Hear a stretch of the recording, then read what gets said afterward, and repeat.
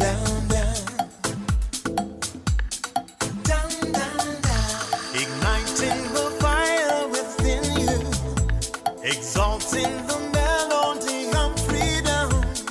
These are the things that will bring it down. Down, down, down. Down, down, down. Down, down, down. Down, down, down. Down, down, down. So gather the faithful.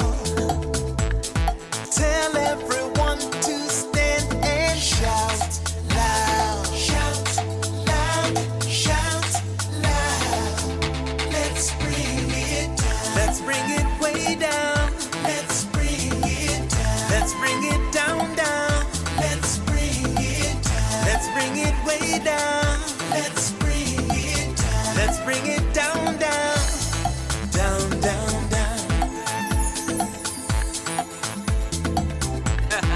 Let me tell you, it's in the air. Joy is in the air. Love is in the air. Can you feel it? What it feel like? Freedom. What it feel like? Don't sleep on it, brother. You might get left, sister. Can you feel it? What it feel like? Freedom. What it feel like? Justice. No need to be counted, cause I am down. Down, down, down. Down, down, down. Down for the end of racism, for the end of bigotry, cause I am down. For the end of misogyny, that's right. For all the isms out there, just down, down, down. Let's bring it down. Rise up, people.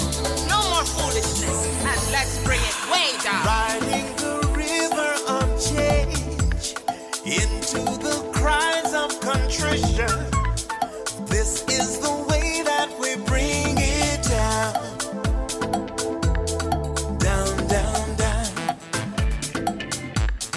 Down, down, down.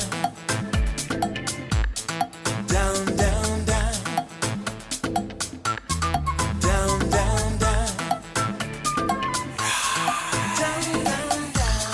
We are the children of Eden, dancing and celebrating freedom. We are the ones that must bring it down. Down, down, down. Down, down, down. Down, down, down. Down, down, down. Down, down, down. So gather the faithful. Tell everyone to stand and shout loud. Shout loud. Shout loud. Let's bring it down. Let's bring it way down. Let's bring it down. Let's bring it down, down. Let's bring it down. Let's bring it way down. Let's bring it down. We've got to bring it down. Down. Stand up and shout. Stand up and shout. Rise Accountability together. starts now.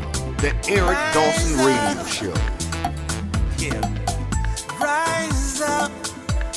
Stand up, shout it loud. If you are not prepared to come to that table and to represent that voice, don't come. Because we don't need any more brown faces that don't want to be a brown voice. We don't need black faces that don't want to be a black voice. We don't need Muslims that don't want to be a Muslim voice. We don't need queers that don't want to be a queer voice. And if you're worried about being marginalized and stereotyped, please don't even show up. Marginalized and stereotyped. Dismissed and discredited and demonized. Good morning, Eric Dawson. Good morning. How's life in the big city? I told you I don't live in a big city. I live in Bloomfield. You live in Bluefield. I can walk around the corner. You live in a small town. I could walk around the corner, Kev, get a cup of coffee. I could walk around the corner, Don't get a do it. nice Don't do it, breakfast Eric. sandwich. Don't do it. Don't do it, Eric. Don't do it. Don't do it. Because I know where you're going with this. Good morning, man. Good morning, brother. What are we going to do, Eric? What are we going to do? You We know got what? Kobe Bryant. You know what? Kobe That may Bryant. be what's, like Yoda says in Star Wars. What he says, there's a disturbance in the Force. It is. It's got to Right? be. Do you understand what I'm saying? Like that's what it is. Okay? Like there's a disturbance. There was a like it's one thing if you take a pebble and you throw it into a lake, right? Doesn't do much. Take a boulder and throw it into a lake. There's a disturbance. And Kobe, the void, the cavernous void, created a disturbance. Maybe that's why I'm not right this morning, man. I woke up and I literally, I'm just not, I'm not right. Like my equilibrium, my everything is just kind of off this morning. So that may be it, brother. But You know what, though, Eric? I'm not surprised by that. It could be that, actually. well, we talk about I think energy being real. I just think sudden, when things happen sudden like that, it jolts you. Yeah. It just, I don't care. It could have been Kareem Abdul-Jabbar. It could, but that young man was 40 years old. Yeah. I just didn't realize how young he was. Yeah. And what he accomplished, from the time he was born. He had a vision for himself. He wanted to be the best at what he did. And I got to tell you, it just blew me away. I sat there stunned. I was like, it was horrible. Then his beautiful daughter, and then all the other family that was on the helicopter. But I saw something so ugly this morning. But I have to say it because somebody said something to me yesterday that just made me laugh. But it was, can we just all give each other a break today? Like, somebody actually went on Twitter and said something about his alleged rape of a woman. I said, this is evil at a whole nother level. I mean, I don't even know what to say. But can everybody out there in the world just give us a break? Just give black people a break today. Just give us a break. Give everybody else a break too. Look, I'm saying, just give everybody a break. I mean, could you imagine some person getting up and engaging in that devious, evil behavior to even link him to that? It says, I just, you know what I did? I blocked the person. Yeah. I had to block it.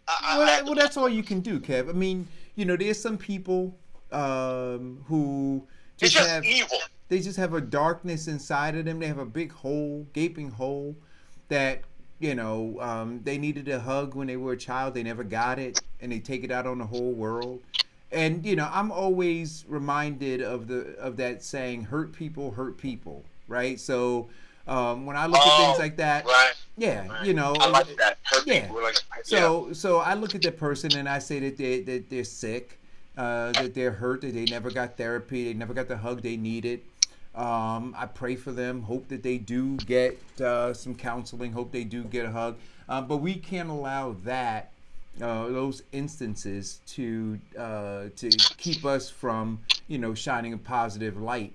There was a song I heard. I went to an event the other day, and in New York, I had a great time. And I never heard this song before. And I know, Amina, she gets on me because I always tell her how hip and cool and down I am. And then she laughs at me and tells me don't do it to myself. But I can't help myself. I can't. But anyway, there's a song. Have you heard it at these events? The DJ plays it. It's I don't know the title of it, but I'm assuming based on the lyrics, it's something like "Shine a Light on It," right? And so what happens is when that happens. So the birthday boy, he turned 50 years old, Mike. So he was in the front, and the DJ started playing this, and I'd never heard the song before. And everybody took their phones, put the flashlight on, and they started shining the light on him, and it was the music, and so he was just dancing and grooving to the music. So essentially it just said this is all about him right now, right? And 50 years old, man. The guy turned 50. That's big. That's a milestone. So for me, instead of focusing on that person that you mentioned, I would say let's play that song for Kobe and let's shine a light on him. Yeah, I think that. Yeah. I just got to tell you, I just want everybody to know, it's just ugly. It's just ugly, man. Yeah. That was just ugly. But I blocked that person immediately. I didn't even comment because I just said scary people. That's a spooky person right there. Yeah. But look at this young man. He just was getting ready to. He was engaging in venture capital. He was transferring his wealth to his community of people. I mean, he's done a great. This kid was on his way to do some exceptional things. He just retired just recently. It just blew me away. But you know what? I'm still upset. Can we have this conversation for a second? I'm still upset. This may be an uncomfortable conversation, but somebody said this to me last night. We always talk about this, how fragile life is, how no day is promised to us, how every day that we are on the wake-up list that we should be grateful and give glory to God and all of those things, right? Yet, when an occurrence like this happens,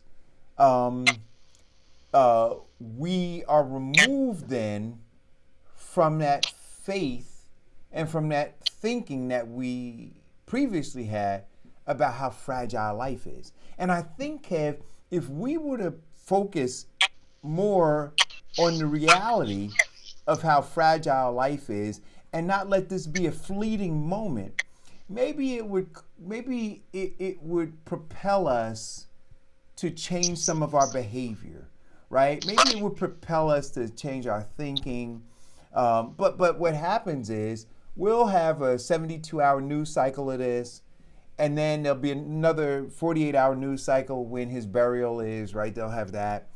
And then people will go back, all of those folks who showed up to mourn him, the thousands of fans who showed up to mourn him and crying, they'll go back to sticking their finger up at people and blowing their horns and calling folks dirty names, and they won't live in this moment, right? Which says, at 41, you could be out of here.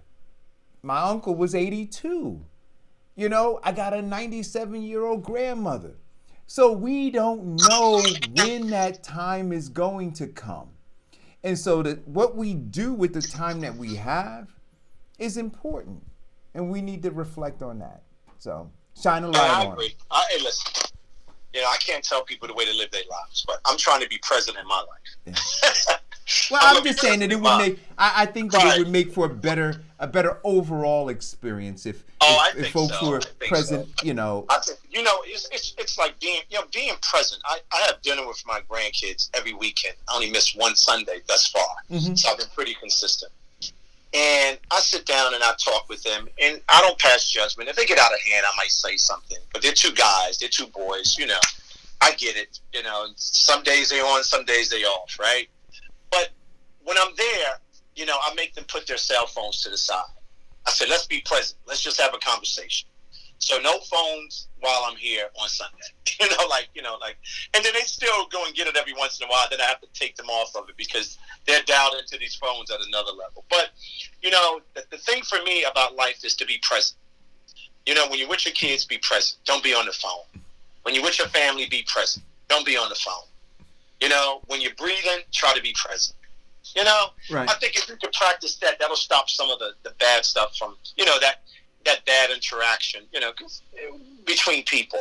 Be present. Watch what you say. Words are painful as best as possible. And, and try to live your best life that way if you choose to do that. And because I think your faith is about being present. I think all of those things, when you go to church, is about being present. And if you can be present, maybe there's something inside of you later on that when things get bad or when you're getting ready to get ugly and stuff, it might make you take a step back. Yeah. I don't know. But that young man was 41 years old, wonderful family. He just had him and his wife just had a brand new baby. They healed the wounds of their divide and they just building a wonderful family. And I think he was a great example, for all young men. I mean, and young women and people. I mean, just a superhuman being. Yeah. It just breaks my heart to see that, his family's going through that, that right now. Or any family for that matter. Well, the other thing about this, speaking of families, right? So, and yeah, I know Kobe Bryant, was a bigger than life, superstar in the NBA and all of that. But the death of those other folks who were on that plane is as painful to their family members as Kobe's is. And so when you watch the news and you watch the reports, and Kobe Bryant is headlined in it, I don't know. But remember, Eric, they're only there to try to sell their papers, Eric. They're not there. They don't care about anybody. They're just there to sell their papers. I mean, there was some really good, insightful conversation about Kobe this morning, which I greatly appreciated. And they were talking about, how he was starting his new life outside of basketball. They were talking about his family. And you know how it is. The media will get a hold on, anything and stay there. And you know what? And we should be prayerful for that other family, because they didn't know. I mean, it seemed to me that it was a freak accident. Like the helicopter went into some fog or something of that nature, and they probably he got despondent or something. But at the end of the day, they all lost their lives, and I just grieve for them. I really do. I grieve for anybody. See, when things sudden, like for instance, if you can plan if you can be sick and you can go on for a year, 2 years, you kind of know that eventually that this person might live or not live. But when it's sudden, it punches up. It has a different effect on it. And I think that's what everybody's going through now. Just another great young man just lost for whatever reason. I mean, I don't know what was happening on the helicopter. Yeah. So pray for him. terrible. Look, so we've given him time. There are a lot of things that are going on nationally and locally. I sent you this morning the ongoing saga in Orange, New Jersey. That started back in 2015 when the feds. And I got to tell you this, man. I broke that story. I remember. Do you remember that? And literally, I had the first photograph of the feds going into the library. I gotten a call somewhere around 5:30, 6 o'clock in the morning telling me that the feds were on their way to Orange and they were going to be going seizing computers and files and boxes of information. And so camped out there, man, my cell phone, got the photograph and then put that up on a blog site. But here's the thing for me, Kevin, and if we can begin to just focus what we're all doing, because all of this political stuff, all this gamesmanship, all this corruption and collusion is going on around us. Meanwhile, when I went canvassing yesterday, I was on the upper part of Jones Street before you get to the rehab brownstones, down in downtown area, and it was filthy. It was absolutely filthy. And I videotaped it so you can see it. And I'm going to go back there today because I want to see the level of contempt that this administration in Newark has for residents. But whether you're talking about Orange or Newark or Irvington or East Orange or any of these other urban towns, we're suffering while they're, performing in gamesmanship and self-serving behavior. And so even having the feds go and crawl through the library, Kevin, and have this information come out in 2015, there was no uprising in Orange over it. The BA who swindled the town out of a couple $100,000, and colluded with the mayor to do so, even though the council pressed against him being the BA, and now him having to return the money and being absent. I don't know where he is. Some people say that he's in somewhere down south. I don't know, or that he's in the DR. But there's been no uprising about that. The mayor is, is still there. He's appointing his cousin to be with DPW and his brother, to be with the police department and other things. And he's functioning in other municipalities and making money. And life is just going on. And now here's a continuing headline about the corruption that has taken place. And they're listing people as, number one, person number two, and person number three. And there's still no uprising, not only from the administration, but from the council or any other elected or appointed leader in the community up there in Orange, New Jersey, man. It's just a travesty. And on top of that, on top of the stench of the corruption and the collusion, you have 17 people, Kevin, who are simply looking to run for office so they can take part in it. I mean, it's disgusting to watch. But the people, you guys who are listening to this show, why are you doing it? Why do you continue to feed into it? Why are you caught up in this corruption frenzy that's taking place there? As they're printing campaign literature right now to tell you how they're going to improve your neighborhoods, how they're going to lower your taxes, how they're going to improve the school system, how they're going to give you better infrastructure, all those BS things that they're talking about. Meanwhile, the undergirding of it is corruption, collusion, and crime. Yeah. That has poured out in the streets of Orange since 2015. They don't mind paying those high taxes. Listen, at the end of the day, he'll win the election again, and they'll go back to the same business they've been involved in. I mean, I understand what you're saying. I think that if it was me or anybody else, we would all be upset about it. Actually, they should just say, don't run again. But I just, the way that it goes back to the discussion that we have all the time about tearing the system down. And I know I understand that in a very definitive way now about what it means to tear the system down. So this mousetrap obviously is, working, and he'll probably be elected if you have 17 people run, and then you have 2 people saying, "Oh, by the way, I want to run and still maintain my council seat."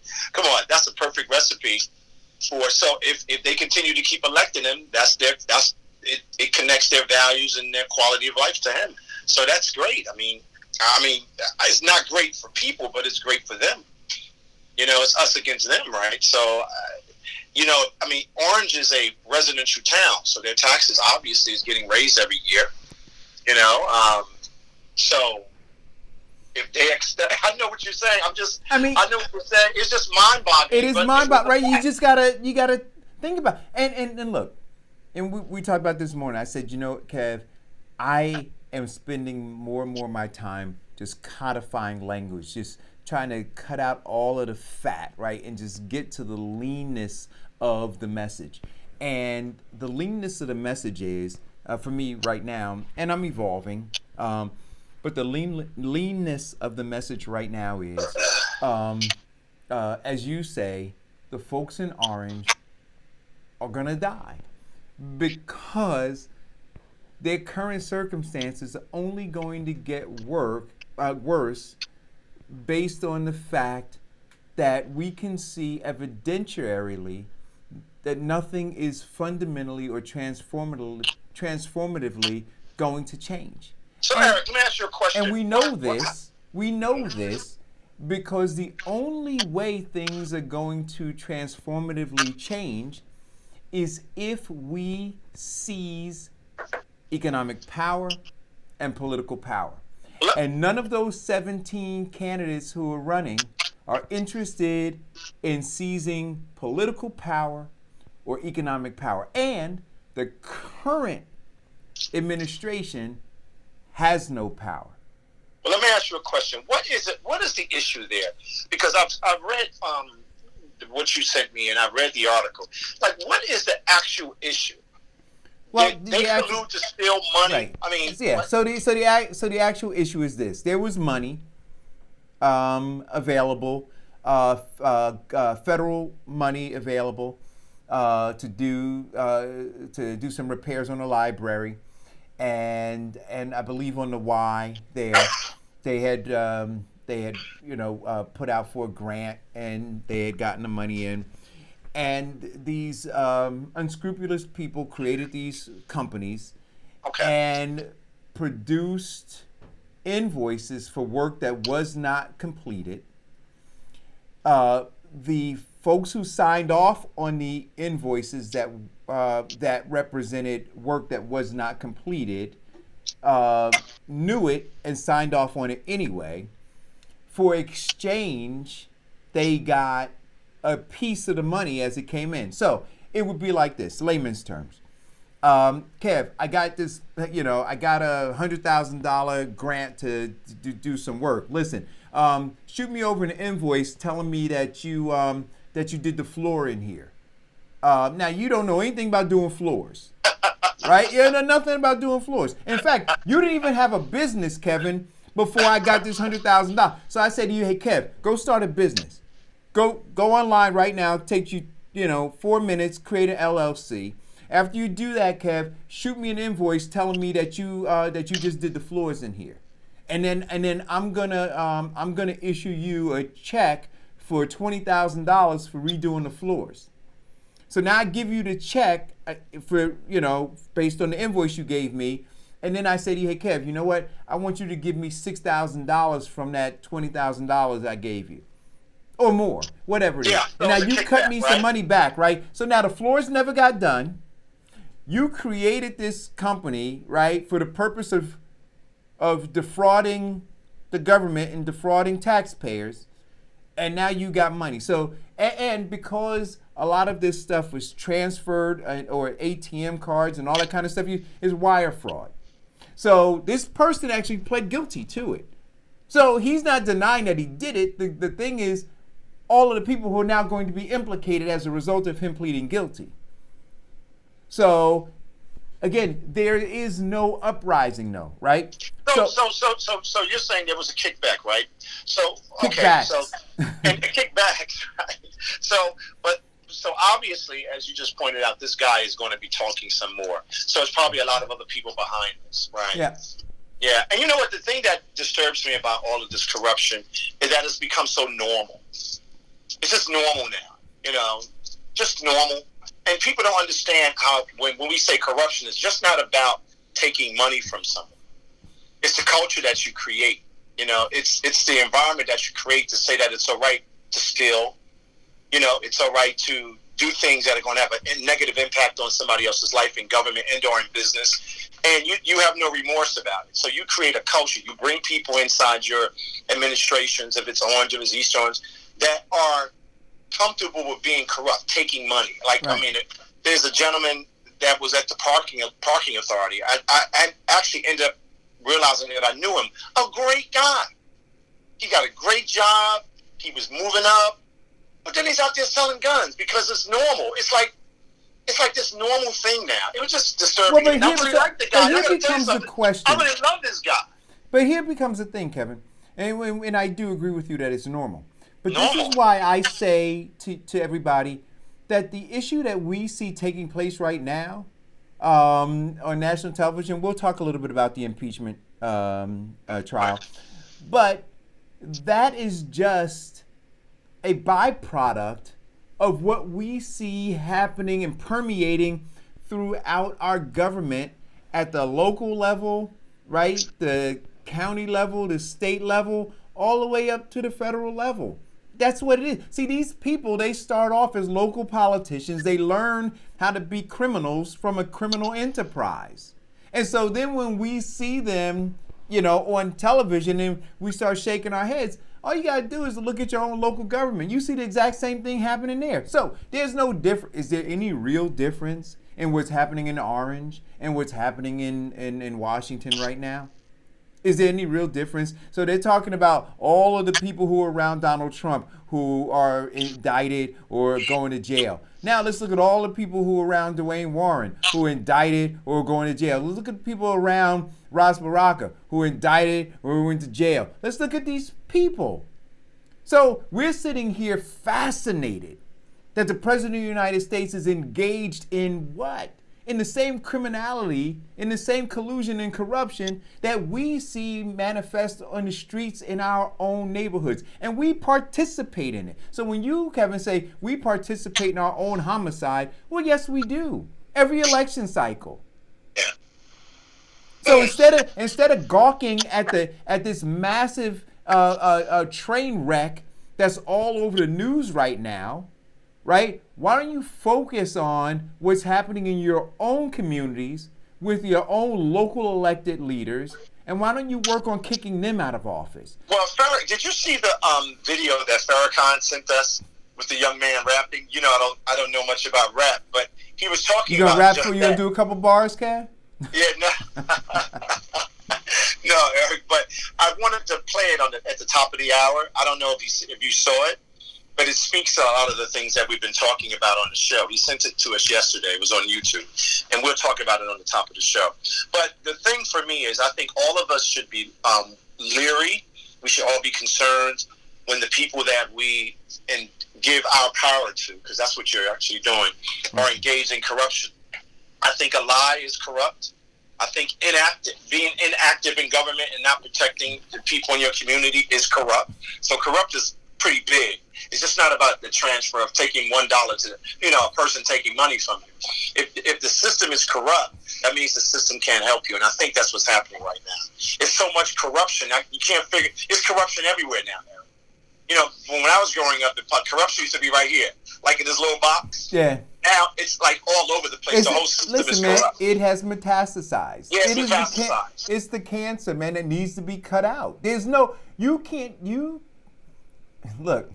You literally can't, it's got to be radical at this point. The surgery has to be radical. Yeah, you're right. I agree with you, Eric. It needs to be. We need to push back. Corruption is deep, though, man, because I see it so much. I can walk in a building and say, "Oh, I know what's happening in this planning department. Oh, yeah. I know what's happening with these resolutions. Oh, I know what's happening, with these in the planning board." You just see it. It's like right there in front of you. And everybody sits up there and they just say roll call, yes. So every time they vote for something like that, they're voting to, support corruption. So you're right. I just think, we have to figure out. I mean, personally, we all have to figure out how we're going to deal with it, because it's going to wipe us off this planet of the earth. It's just happening. Well, look, we talk really about sad. it here on the show, but to simplify it for people, I would say this: when you see that there has been no transformative change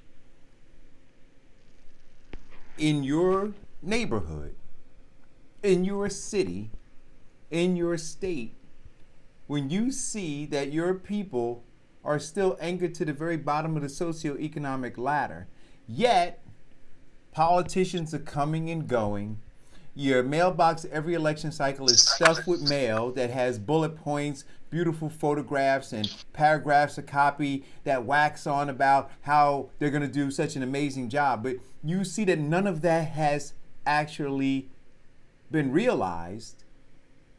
Then you understand what corruption does, right? Because they're not focused on you.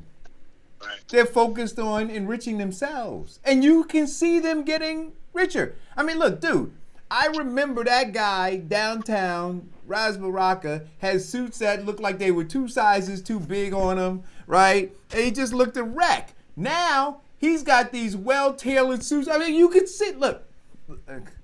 Well, we're not against them wearing the No, I'm not against. But what I'm saying, hear what I'm saying to you. What I'm saying is this. So if you see that happening, but then I go down Jones Street and I don't see Jones Street looking comparatively better, right? So if I say, well, Raz got in office and he looks better. Okay, got it.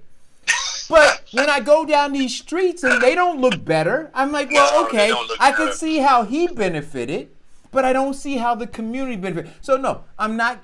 Look, I'm glad the guy's in the gym. I'm glad he getting rid of the midsection. We all should be trying to do that. So I'm not. But what I am saying is this: if look, just like a pastor, when we talk about these mega church pastors, right?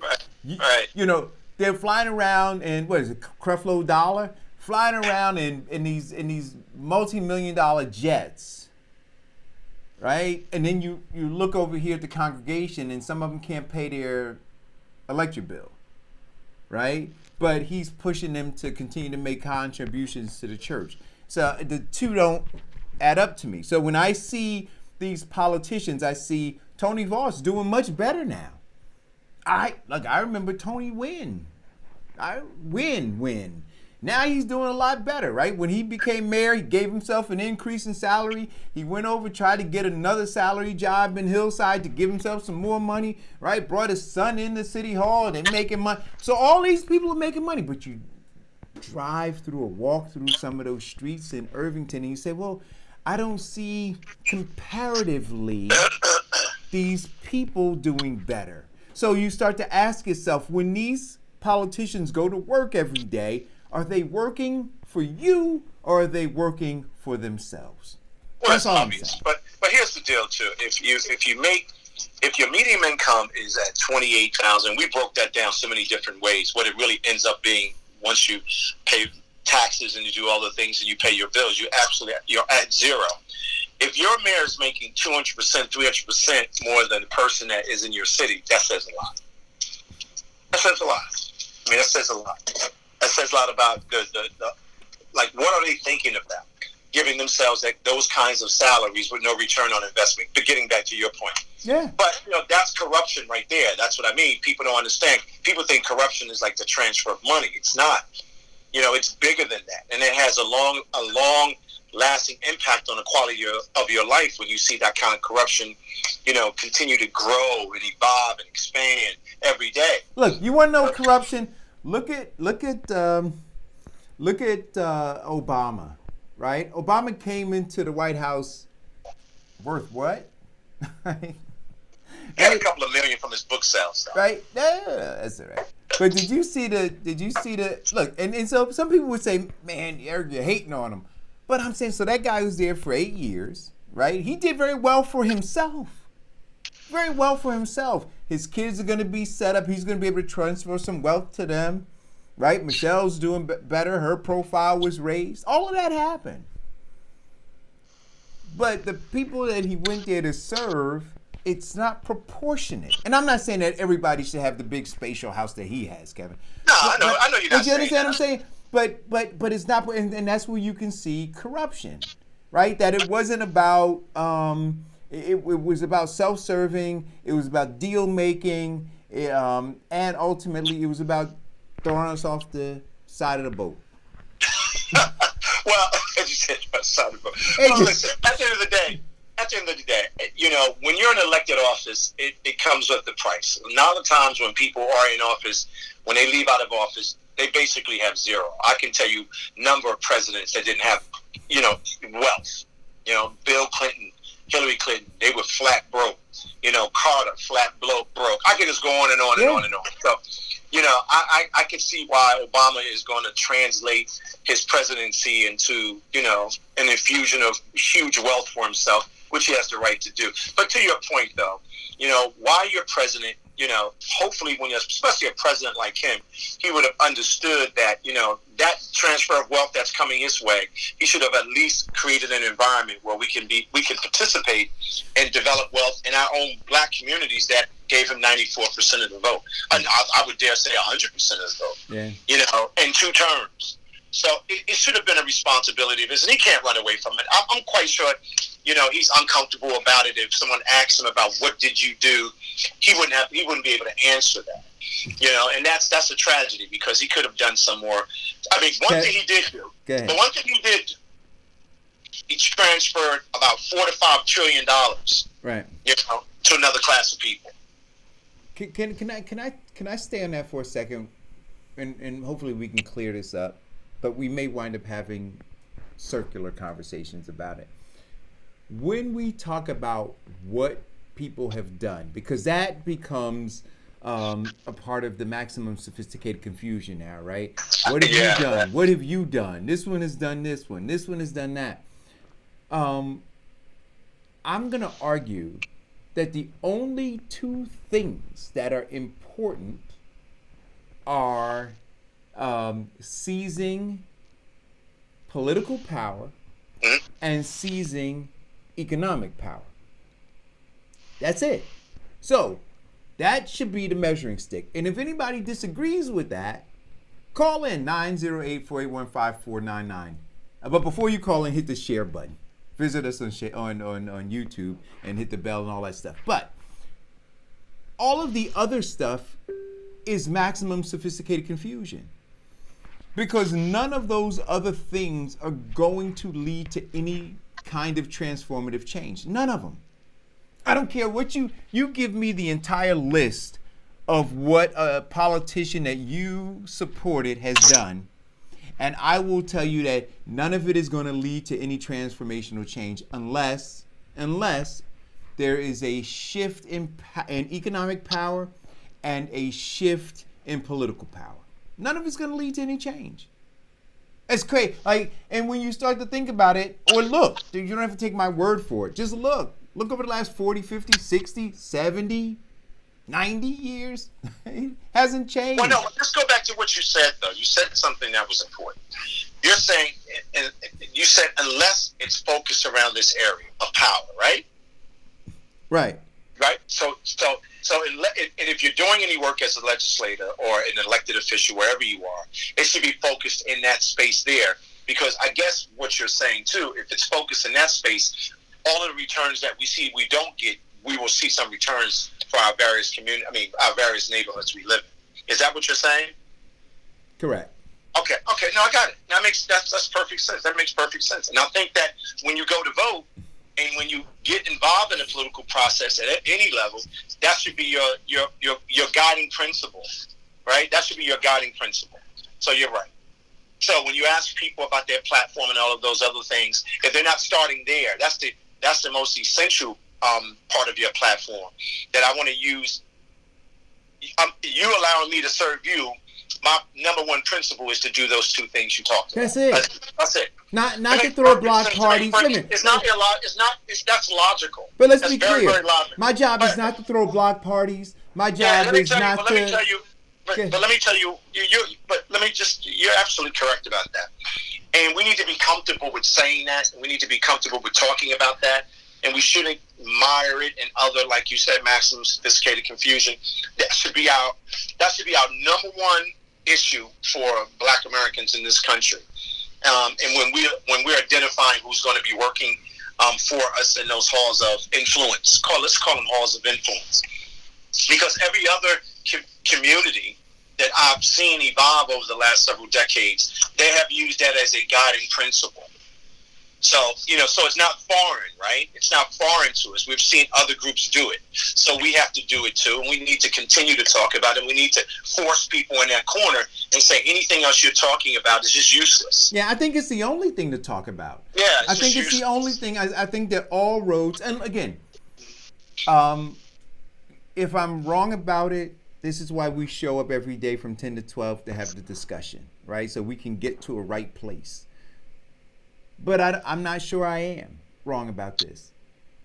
I don't know that there's any other discussion to be had other than how do we seize political power and how do we seize economic power. And so when we talk about throwing them off the island, Kevin, when we talk about identifying Negro whisperers and slave catchers, right? All of that, I think, is to lead us down the road of being able to focus on seizing economic and political power to get us focused. But I don't think anyone is going to call in that space, because we just celebrated Martin Luther King's birthday, and his last parting words to us was about that. Right? That was his last parting words. I mean, when you really think about it, leading up to his assassination, that's what he was talking about. So I don't think anybody is going to call and try to dispute the fact that should be that should be the guiding principle, or the guiding values, be a part of our values to get to where you're talking about. So I don't think anybody's going to call in. But see, the thing about it is, the thing that in order to get to where what you're talking about, and what we've been talking about, and what the informed class people have been talking about, is you got to show a little courage in that space. It's going to take a lot of courage to push back and tell people we're not buying what you're selling. Right. You know, if you're not guided by that as a principle immediately, that should be your first thing to come out of your mouth. And we should know and understand if you have the capacity to do that, we shouldn't be voting for people. But now, we shouldn't be voting for people. So now, and again, I'm just trying to go slow with this and tie it up. So when you make the comments that folks are participating in their own homicide, right? And we understand all the data points that we've talked about in terms of the racial wealth gap and everything else. Well, if we're not focusing on seizing economic and political power, then we're never going to be able to address that. For those folks who are talking about reparations, without seizing political power, right, you will never have the votes to be able to move that item, right? Without seizing power. So all of the things, all of the issues that you identify as negatively impacting you, your family, your community, those issues will be addressed by seizing economic and political power. Well, let me tell you. Getting back to corruption and getting back to your point, which is a valid point. In Trenton last week, Trenton, New Jersey, the mayor and council voted to wipe out nepotism in government. Mm-hmm. Wipe it out, right? Just wipe out nepotism in government. If you are elected to office, or if you work for none of your kids, no one else could work for government. So somebody in the article, someone had said that in the article, well, this is going to have a long-lasting effect. It's going to damage people because all we have in Trenton is our government. I'm like, whoa. I'm like, wow. Yeah. But, on one end, I was like, is he kidding me?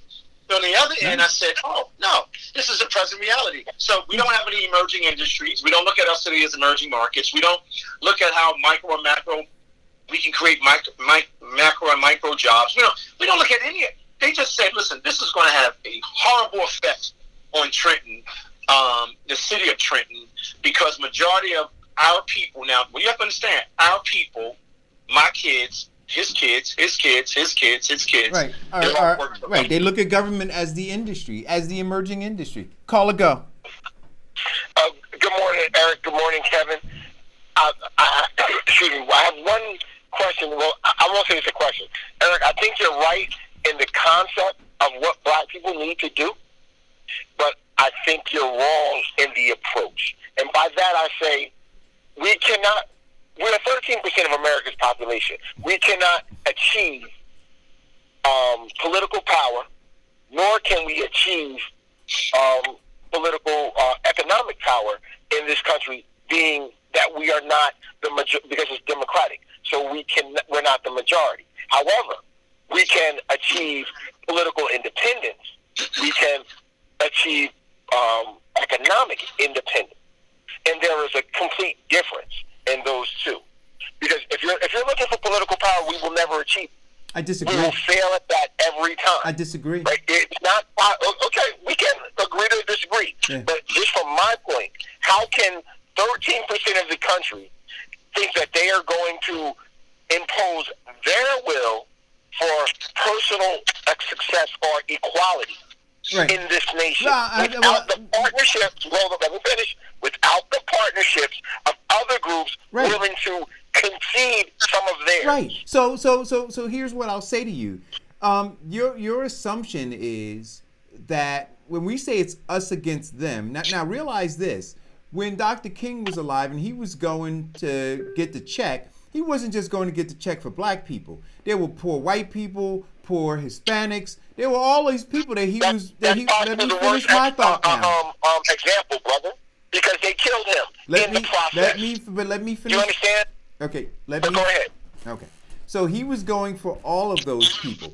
So your premise then is that you only have two sides. That you have the 13%, right, of foundational black Americans, and then you have the 87% of everybody else. I'm saying that 87% isn't monolithic. And so if the 13% is focused on seizing economic and political power around certain initiatives, we would be able to then go to the table and bargain for some things. Yes, there's always going to be some give and take. You're not going to get 100% of what you want, but we're getting 0 right now.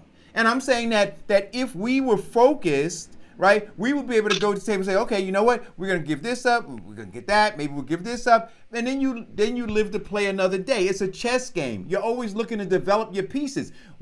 None of our pieces have moved. All of our pawns are still on the squares that they started on. I'm saying we got to push some pieces up the board. You're saying. Let me say this to you. We might represent 13% of this country's. I mean, are you saying? Let me unpack this a little bit. Are you saying that Black Americans represent 13%, not Black people? Yeah. Well, I guess it's. I don't know. I have to look at the census, but either way, I'm going to assume that if you said it's Black Americans. Okay, you're saying 13% Black Americans. Okay, I just wanted to be clear. So let's just put us over to the side for a moment and get back to what Eric's statement was earlier. So say your statement earlier as a point of reference for people that just came on listening to the show, Eric, about power. Right. Say it for us. Which one again? I'm sorry. About power. Oh, about that power. we. I'm trying to go someplace with this. Right. That we need to. That our only focus needs to be in seizing economic power and political power. That's it. Okay. So stay right there. So the 13% of Black Americans, right? Now just put us over here. So let's look at what the Irish Americans did. They didn't represent a majority. Now I'm going to get someplace with this. So the Irish, they didn't have a majority. The Italians, they are not the majority. The Hispanics clearly are not the majority. If you're talking about, American or immigrants coming into the country, I get that. So there are all small groups around the country that have used that guiding principle that Eric was talking about. But the big difference on the other side, where Black Americans are, they've never had this structure of policies that kept us out of the benefits of what those other groups have got. So in using his political power narrative, we have to be able to restructure ourselves outside of that box of failed policies that we can get to where those other groups are right now.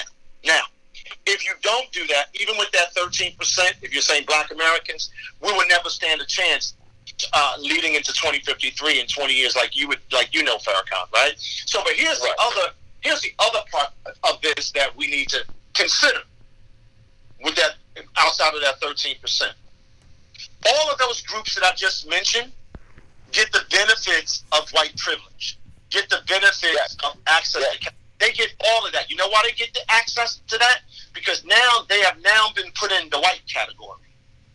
So they've been put into the white category. So I get what you're saying, but if we don't do and use that as a guiding principle, and that same principle those groups have been using, because they're not the majority. They have power, they have wealth, and they get the extra lift of being in the white club now, right? We won't stand a chance. So when you look down ballot, when you look up ballot, and you look across the cities, what did we say last week, Farrakhan? That majority of the Black cities in America that are ran by Black people, I said majority, might be one or two out there, but their job is to manage poverty. That's what their job is. Their job is not to reverse that. Their job is not to use the principles that Eric said we should be guided by outside of our normal platform of what we normally sell to people during politics. So that's what we got to get. We got to figure that out, because we can't allow another cycle of Black people in front of us. That main job is to manage poverty and keep us trapped in poverty, and we have to use that guiding principle, right, to change that. That's what I'm saying. I'm not saying that. Right. And Kevin, you just said it. It was right there in your statement. So one of the last things you just said, right? You said we got to figure it out, because we've already had. See, what I'm getting to is the figure out part that you just mentioned is the independence part. It is the separation. Well, when you say we have to say it. It's the only thing Black folks haven't tried. Let me say something to you. We have not tried it, Kev. I know. Eric, so why won't we give it a try? No. If we don't give it a try, it's not going to work. We have worked with white people. Check out, before you finish, I just want to say this. Right. We have worked with them. They gave us their politics, right? That's what they did when they gave us the Brown versus the Board of Education. That's what they did when they gave us the Civil Rights Act. That's what they did when they freed from slavery, as they like to put it. Right? You know what? Political ability. We got to separate, brothers. I'm sorry, there ain't no other way. I disagree. I completely. Let me say something. Until we find that independence, we won't get it. Let me say this to you, Farrakhan. I want you to hear me loud, and I want you to hear me today. One thing for certain, one thing for sure. I actually agree with you to a point, like you agree with me to a point. I think that if we don't separate ourselves consciously from this failed system that it will continue that's the to fail. separation I agree with. Right. That's what I actually, Farrakhan, you've been beating us up on that separation scenario, but I actually believe that now. That we can't play in a mousetrap and expect different results. Right. But So let's I understand. think- Go ahead, Kevin. No, go ahead. No, But let's understand what that it's a means, because I conversation, so think I'm not that what trying to you're, stop you from talking, but I think right? that what you're saying, Kevin, and what I'm saying, I think that we're agreeing. What Farrakhan is talking about is something more radical, right? And when I say radical, I don't mean radical like folks who are trying to demonize, what it is that you're doing, right? Hold on. Hey, Eric, that's the word Martin used. He said we need a radical. Right. So, He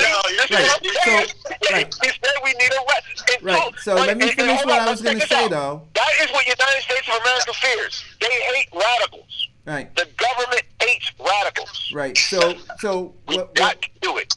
So I think that the separation is that there is an unplugging from the matrix, right? And a belief that the current construct is the construct that we should be operating under, and which is why I'm saying we need to blow it up, right? Well, Eric, you said something, and I got to tell you, I mean, and Farrakhan has been really like getting me to think about this over and over again. But Farrakhan brings up a very valid point about all of the things that as Black Americans we have worked to make this country better. We've always done something to try to make this country better. If it was civil rights, it was trying to make this country better. If it was even after everything that has happened, we're always trying to make this country better. We fought every war. We've done everything the right way. Right. Right. And we can't keep investing in that mousetrap because we know where that's going to end up. But Farrakhan, I lost my thought a little bit, but it's interesting because I now understand in a very emotional way that if we don't create our own mousetrap like those other groups did, because that's what they did, we will never be able to get to fix what I'm talking about. So if you want to use them as an example, those other groups as an example, well, they're a good example because they're transferring wealth, right? They did not allow their neighborhoods to be further redlined. So think about redlining. I'm still talking about redlining after 50 years, guys. Think about mass incarceration. Just last week in New York, 2 weeks ago, after we fought to change bail reform or create bail reform in New York and New Jersey, they're now talking about reversing it because of something that happened. But let's get back to, so these are policies, right? Right. These are all policies. And so until we are focused on seizing political power, right, to effectuate change in these policies. So now, while these policies that you're getting ready to lay out for us again that are negatively impacting foundational Black Americans, you have folks talking about what when they're electing people? No, I'm saying something. No, wait a minute, Eric, stay right there for a second, please. What I'm saying is, he said something that was very important to me, that every time we take a step forward, if we're dealing with mass incarceration, righting the wrongs of the past, they come back because they have the power to reverse those policies. Yeah, that's my point. No, wait a minute. Eric, he said this. I'm listening to what he said. Right. So it gets back to your point about political power, right? Independence and political power. So I'm following both of your conversations, and I'm saying, okay, what is the best way for us to find that independence, right? Rework the Black narrative in America, right? Look at all of these big polls that have an adverse effect on our value and our protection and our citizenship, and stay away from all of those people. Anybody that's represented by them, anybody that supports them, anybody that's working for them, we don't want to be with you. If you're selling us their program, we don't want to talk to you. If you're selling us their sale prescriptions, we don't want to talk to you. So when I think of what Farrakhan is saying, I think of it maybe slightly different, but I believe there is an opportunity for us to send the kind of message if we use what you said, Eric, as a guiding principle. Right. See, and what happens is in our discussions, it'll look like we're not agreeing, but we're trying to find a right pathway. Well, look, here's one of the things that I look at.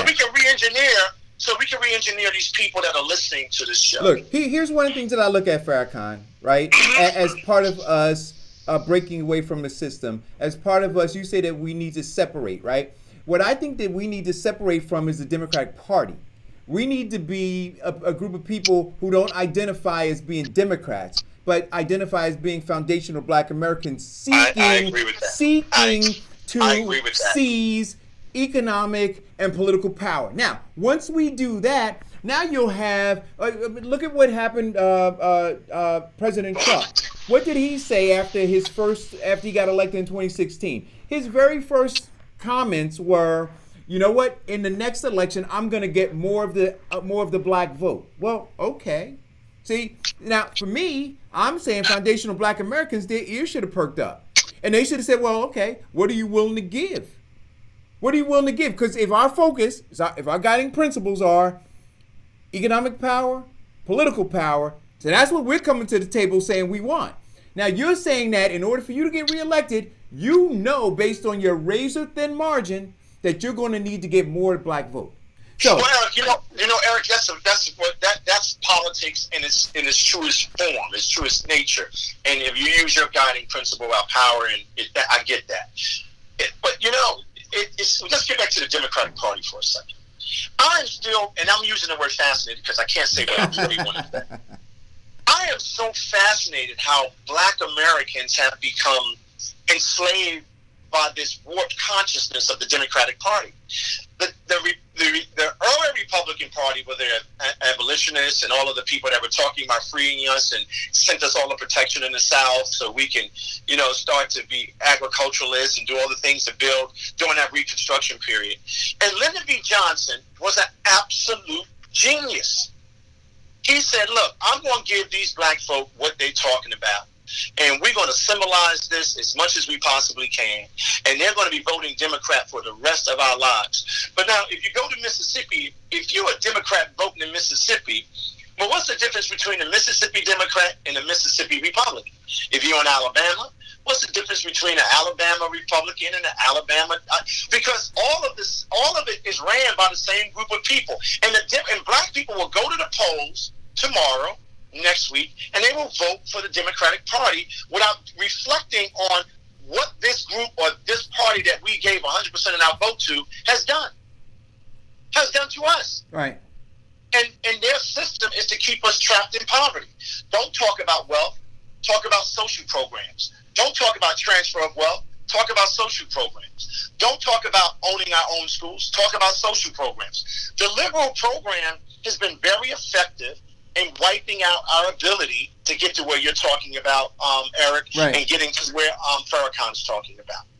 It's very interesting to me that they will run and vote for a party that has fought with all their might to keep us trapped in poverty. I just think it's because it sounds good, Kevin. It's because it sounds good. They're great orators, right? They know how they look. Listen, it's like I always say, like when we talk about building housing developments and so forth, and I say, how is it that you allow anybody to tell you they want to build you better low-income housing?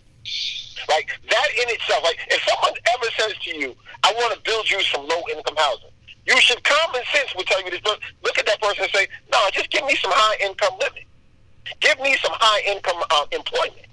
Why do I want low-income housing? I want high-income employment, but then I can have the housing I want to have. But when you tell them, no, I got you. I know what you're going to say, but you got to think about that. No, I'm I'm not going to say anything. What I'm saying to you is, if you just take the existing budgets of all of the black cities just in this area, right, and that's close to maybe $1 trillion, right? And I dare say those are all ran by black folk, right?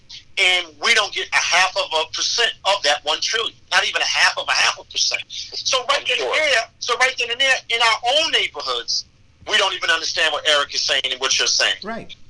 No, and let me tell you, it's insidious. So that's when I say that they manage poverty. That is their job.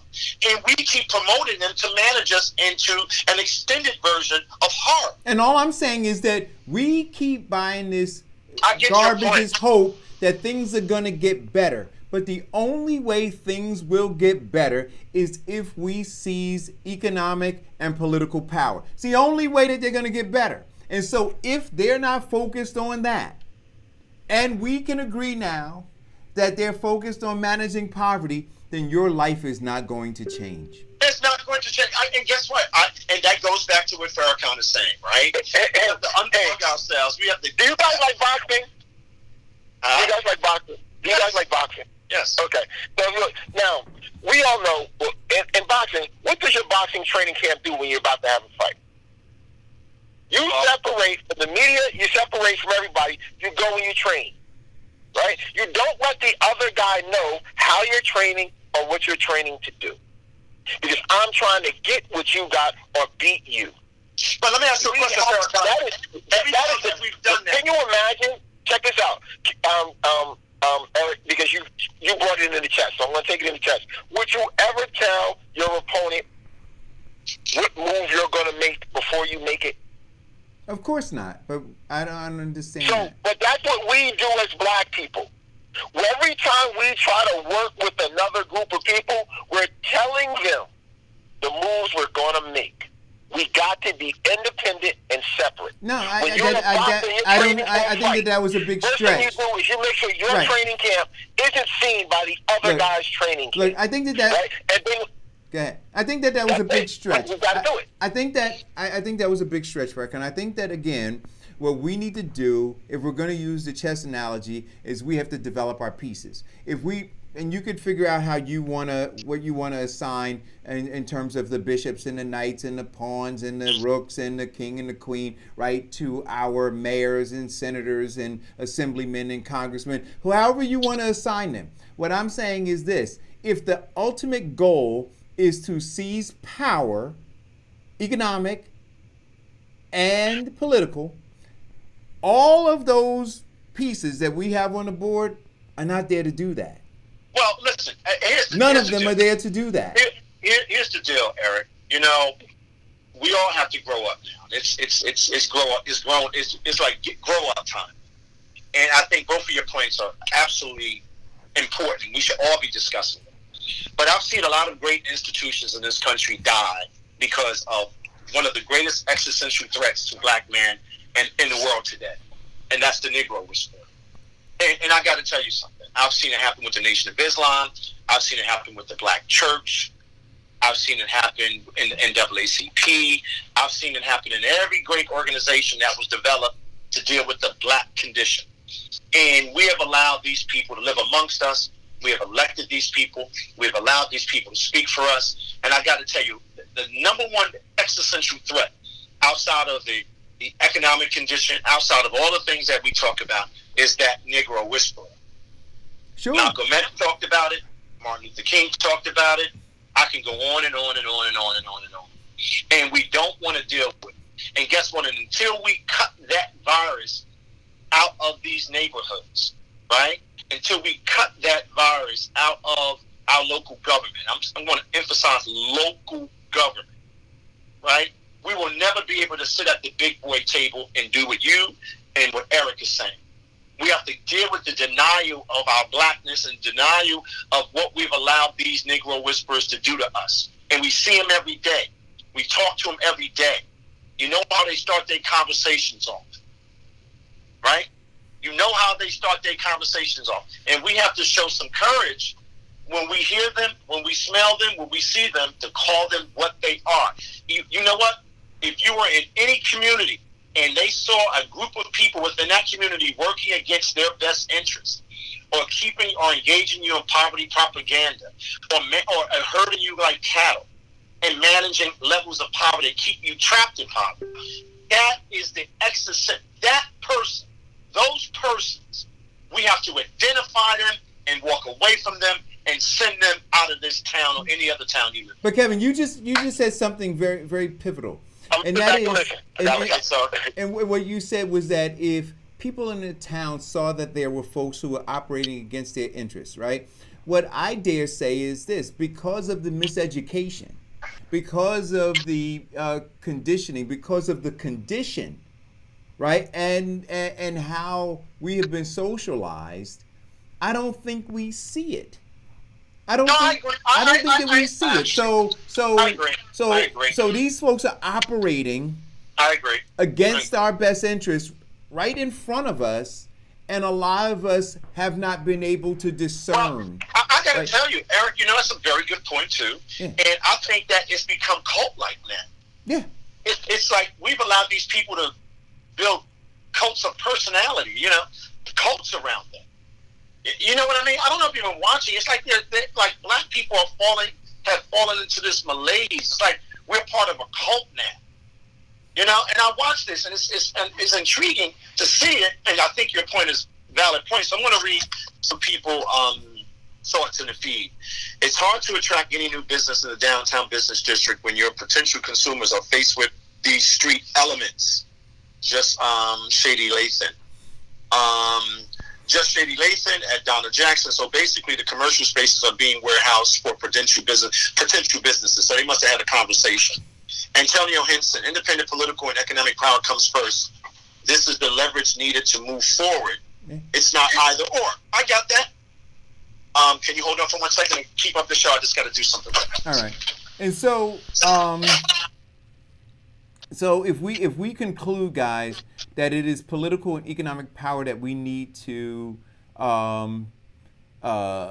seize, then that's where our focus needs to be. I think that anything else that we're talking about, anything else runs contrary to what we need to be doing.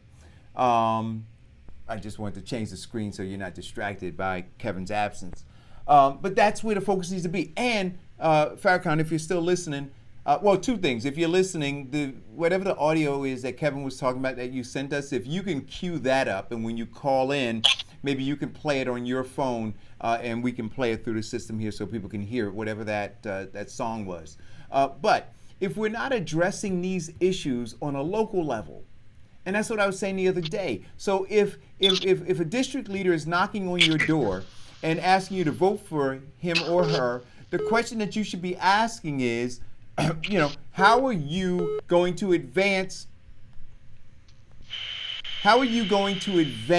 the ball as relates specifically to seizing economic and political power, right? And then when the from the district leader up to your council person, how are you going to advance the ball in seizing economic and political power?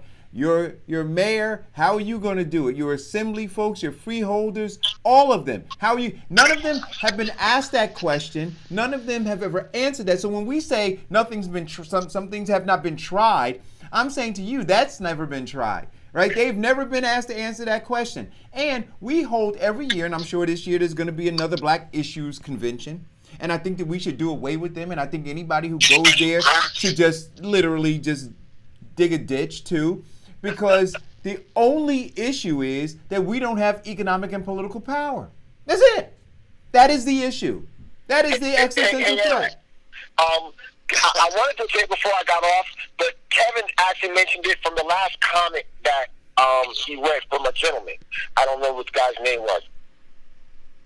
It has to be an order, right? Okay. So it has to be an order. And we do know that it is political and economic power that we need. But the independence part of it must come first. I'm not saying we don't need to seize political power or economic power, but it has to be done in a method. And the method is get the political independence first, economic independence first. Then you can go back at that system. I agree with you. That's all I'm going to I say. agree with you. But here is the political independence. It is that we have to stop identifying before we have any commitment to them doing anything as Democrats. That is the independence that we have to get off of the Democratic Party's teeth. That's where we are right now. We are latched on. So, Eric, you're absolutely right about that. I mean, we have to politically stop engaging in what do I call it, Farrakhan, political malpractice. You're absolutely right. And then some intellectual misfit will call you up and say, and I'm not saying anybody is an intellectual misfit that's listening to the radio show, but they'll say, well, what party, you ready for this? What party, well, we shouldn't vote for the Republicans. I'm like, that's not what we're saying. Right. Right. I mean, that's not what we're talking about. Right. I understand exactly what Antonio's saying, and I understand what both of you are saying, and that is the baseline to build another foundation for us in this country. You don't have, and when you say independent, I am not Democrat. I am a black American. There we go. I am a foundational black American. Seeking economic and political power. I am not a Democrat. That is my party affiliation has nothing to do with my survival. Right. That's all I'm saying. And what you just did, Kevin, is you created the separation. That is the separation. Right. And That's all of us need to separate like that. Where we're I'm not saying, arguing with, and I'm not fighting. And see, this is the thing. And I just used two words that are inappropriate, and we got to stop using. The only reason somebody might look at me fighting somebody is if they're corrupt or they're doing something wrong to stop us from getting to what we're talking about on this show and stop us from the re-engineering I think that we're doing on this show to get people to look a little deeper, right? So those people I'm at complete war with. And I'm comfortable with that. But when it comes to us, we're trying to figure out that long and broad strategic plan that will finally get us where we need to be. And in that plan, we've identified all of those obstacles that you've talked about, Eric, and all of the obstacles that Farrakhan's talking about. So we have to get there. Anybody that suggests anything else, and we have to be open to this. They're our enemy. Anybody suggesting anything else is an enemy. And we're not comfortable with that. We don't understand that we need to get rid of those people, push those people out. And that's one of the biggest obstacles that we have as a group of people. Right. And we get mired in all of these conversations about now all of a sudden I have to deal with the universality of being African. And I'm like, wait a minute, hold on. I'm dealing with the issue of being a black American in this country. I'll get to that later. But when I look at the data, you're doing okay. Black Americans that have fought for all these things aren't. So immigrant one from Nigeria, immigrant one from Sudan, all of them, wherever they come from. I got you. I understand you. But I'm dealing with the most important issue of the time, the black American. And I hope you're all comfortable with that. Don't you feel that I should be focused on that? Don't you think I should be committed on that? Don't you think I should be asking my people to tax themselves from something that's not working for them? Isn't that just okay, Eric? Can I just do that? No, Kevin, hold on. Hold on to your pen. Kevin, hold on. Having a global conversation. But they will tell you to hold on to your pain. They will tell you to hold on to your discomfort. They will tell you to hold on to your misery and to your ultimate demise. Just hold on. We'll get to you in a minute. But we've got Trump to deal with. This is one of the discussions I wanted to have today. You know, all of you know that's been listening to the show what I think of public education in America today. They're factories of death. That's what they are. For black Americans, they're factories of death. And these urban centers that we call cities and neighborhoods, they're factories of death. So now there's this crazy conversation of closing down charter schools and it's all mired in monotone politics that's only destructive for us. I don't support everything charter schools do. I think if they're bad, they should be closed down. And I don't support everything public schools should do. They should be closed down. But don't you think in the 21st century, right now, we should be talking about building the finest institutions that we have control over, supposedly, right? and turning them into the best environments to create the most effective human capital that will work on our behalf, because they come from us, to change some of these conditions. Now, you know what they're all doing now? They're having the Board of Education, this present Board of Education, instead of dealing with that existential threat, they're now having a discussion about closing schools down, and we're all mired in that politics. But none of this conversation is about the most important asset. The most important asset, Farrakhan and Eric and inform our children. Now, think about it. That is a discussion that's happening right now in the city of Newark. And I am perplexed that parents on both sides are not saying, well, that's not the discussion we should be having. We should be creating an ecosystem of education that will drive what? Success. I mean, this is what I'm trying to say about separating from this stuff, like pushing back from this stuff, and like really shining the light on it, as you said earlier today, Eric. Right. This is a horror story. It is a horror story. So in education space, right now in the city of Newark, everything that both you and I talked about, and then taking what both of you talked about, and then taking that one value, we can't even get that right, Farrakhan. We can't even get the whole notion of protecting our kids by making sure that's a safe place for them to go to and to learn and to thrive and be competitive, and understanding if we do that one thing, that could be a big sea change in our neighborhoods. But look, let's. I had a conversation the other day with somebody, and they were talking to me about, schools in Alpine, New Jersey, and Gloucester County, and other places, and I was saying, see, we refer to schools in our urban centers as factories of death, because in the end, we know that all those children will never have access to economic power, and they'll never have access to political power. Now, when we go up to Alpine, right, those communities are thriving. Why? Because they're churning out young people who will take the reins of economic and political power. And then they will set policy that will continue to feed that system that is taking care of them.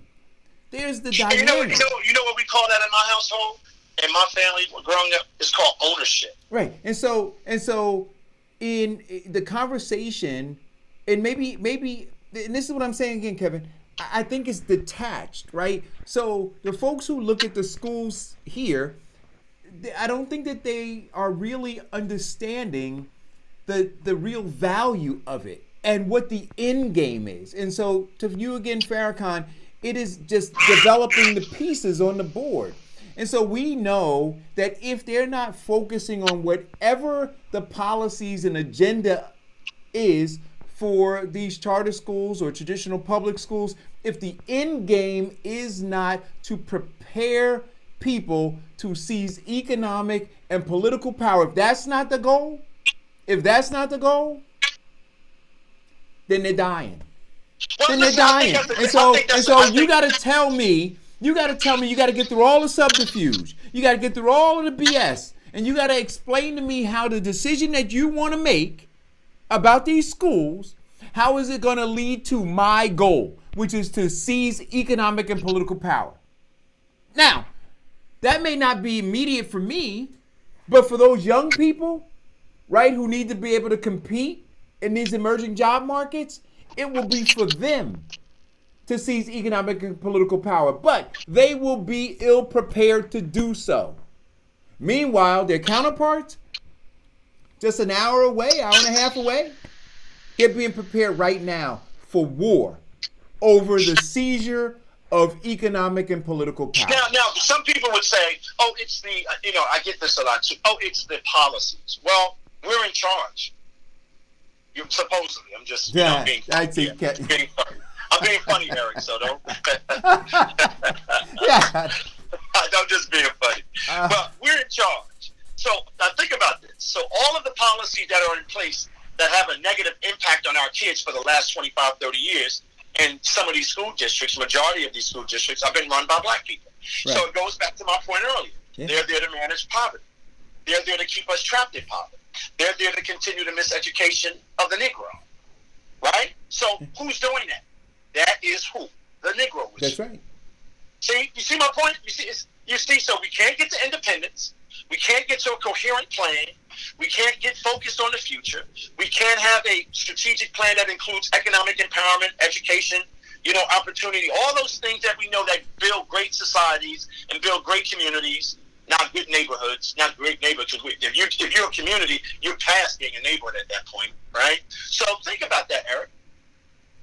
I want everybody to think about that. It's frightening. I just can't. That is the most. Again, that group of people, they pose the most existential threat to Black Americans in this country. It ain't just Al Sharpton. It's your next door neighbor sometimes. It is. It's not Al Sharpton. It's sometimes your classmate, your church mate. Right? Y'all pray together, but she still wants you to be enslaved. Kevin, you know what? And sometimes it might be your brother, your sister. Oh, yes, absolutely. It gets that close. Absolutely. It gets that close. But you have to be able to Absolutely. identify them. Understanding the guiding principle has to be. It has to be. And we talked about this a few months ago. Well, and I think it was Steph Gully who said it, right? That we don't value our vote. Right? She Yeah. put that in, said we don't value our vote. And that stuck in my head for a long time. And then I started trying to codify that, right? And simplify and say, well, what is the value of it? Right? If we're not pushing, if we're not fighting for, if we're not looking to seize economic and political power through our vote. So what we say every day we get up, is sticking on this education, connecting it. Every day we get up and we send our kids to those schools. We're committing, basically, in the present condition that they're in, we're engaging in homicide. Yeah. That's what we're doing. I mean, and you can't go point up the hill and say, oh, those people are getting better results, right? When if you look at all of our budgets in all of these cities, it's close to $1 trillion. Why isn't it happening for us? So the barbarian at the gate is not the issue, but the barbarian inside the gate is. So, it's like I'll be in a church sometime and I'll see people get up and clap for people that they know is Satan. And I'm like, why are you doing it? Political correctness have, I think, warped our consciousness. I wouldn't stand up and clap for those fools or those kinds of people. But we get up and we do it. Because we've been trained that even after they beat you, even after they take your money, even after they trap you in poverty, even though they unvalue your house, we have to show some level of correctness when they're in our space. And I dare say not. I dare say it's not time for fake pleasantries anymore. Right. But we'll do it. Right. And we'll call them, we got to respect the office. No, that's garbage. That's what a slave master would tell an enslaved person. You got to still respect me. I was your master. I mean, what kind of nonsense is that? No, you're right. But we do it every day. I see people do it every day. We justify their existence by codifying ourselves in a political correctness, in political correctness that is there to sequester your outrage. That's what political correctness is. It's a brilliant tool. And then when you step out of that and you start to question these things, it goes back to the other things. You become radical, demonized, criminalized, and everything else. But the people that are doing it are not those people. It's our people. Yes. Right? And that's scientifically. I'm looking at it as a scientific equation. I have to figure this out in my head. So I figured it out a little bit. They got to go.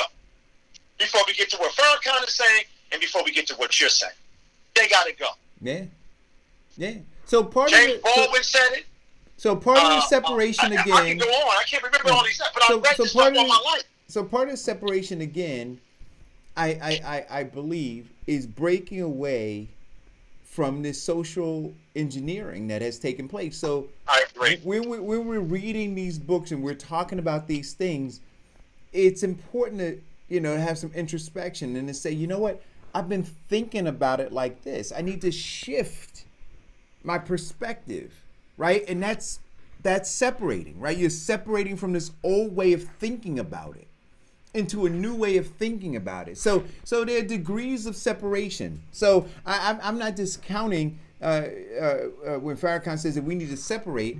What I'm talking about is let's talk about the things that we need to separate from, right? Right. So let me just tell you what Donna Jackson. So I'm gonna read some more of the feed because if we don't, Just Shady will beat up on us. We have so much brilliance in our town. Unfortunately, our economic development dollars have been given to others, right? Okay, goes back to the economic discussion. And, but that's not economic power. But I just want to be clear. No, but I'm not. You can't. Okay. But wait a minute. I'm just. Everybody's following what we're saying. Right. So we're having a dialogue. So I got it.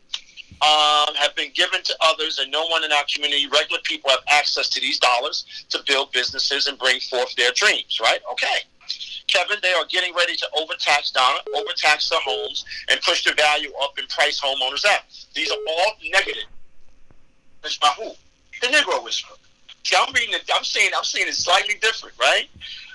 It says here, Stephanie Gully, respecting the office and valuing your vote go hand in hand. If you do not respect the office, you can use your vote to create something you do respect. Your vote is your currency. I agree with that too. Yeah. See, that's one of the things that. Oh, sorry, you got another call. Go ahead. Good morning, Eric and Kevin. Good morning. I wanted to bring this point about. Hey, Will, hold on 1 second. Call, I'm gonna ask you to hold. Go ahead, Will. Yeah, I wanted to bring this point out.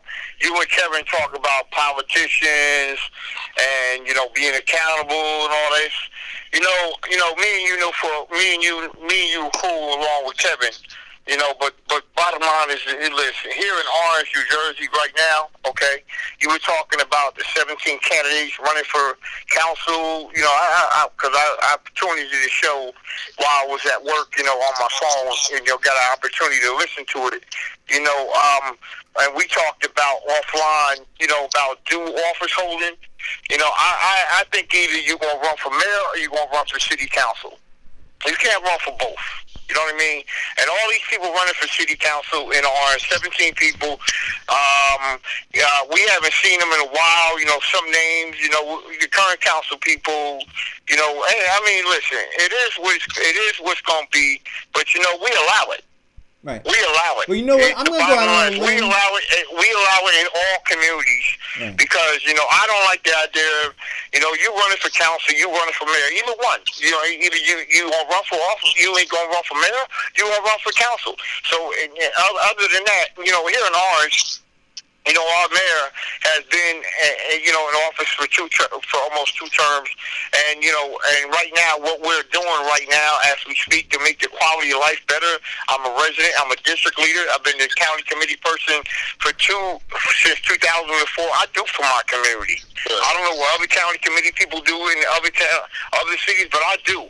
I put it out there. I put my work in, and we're actually in the process of doing a development summit, doing each of the 4 wards. Where in the past 5 years, the current administration is telling the public, "Hey, listen, this is what the development that we're doing. We will likely continue, okay? And also you talked about issues about the quality of life, okay? The quality of life here in Orange, New Jersey, and if you check the uniform crime report here in the city of Orange Township, if you go right now and check the uniform crime report, crime is down. I feel much safer than I was maybe in 2010 or 2009 in the city streets. Okay, I live here. I'm born and raised here. We did do more hiring of police officers. The police department does have more vehicles. They just got recently purchased by the city council and the mayor.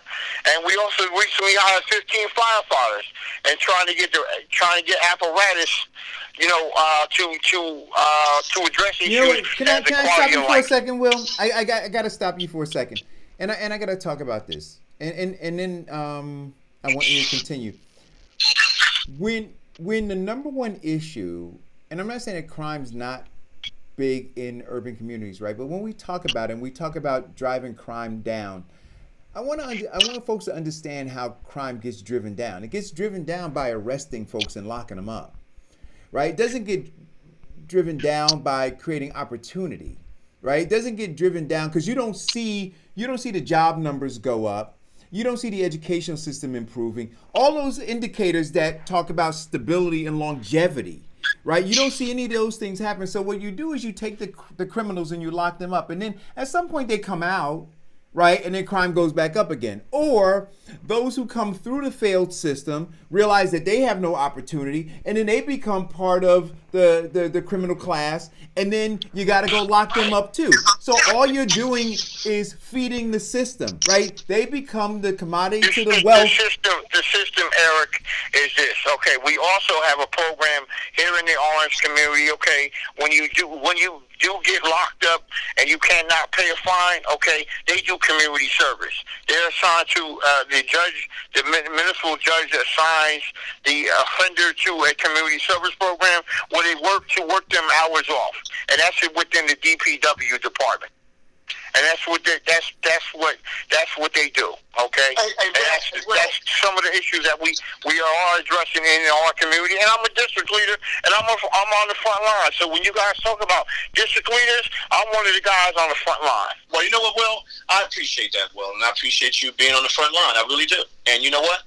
We're not talking about you individually. Right. I understand that. No. I know that. I know you. I'm talking about the system. When my community, I was born and raised in here, Kevin. Yeah, okay, I was born and raised here, and I know the streets. Okay, and I respect your criticism. I also respect her for a long time. Yeah, me and him were cool, and you were cool. Yeah. But the bottom line is, we have to set a precedent where we're putting the narrow out there and saying, listen, crime has been down. Okay, if you look at the uniform crime report in the city, it hasn't, and we've hired more police officers.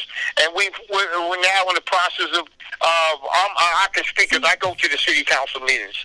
Okay. We're also trying to improve the education. We just got recently. There's going to be a community meeting or reference to I think the superintendent, Dr.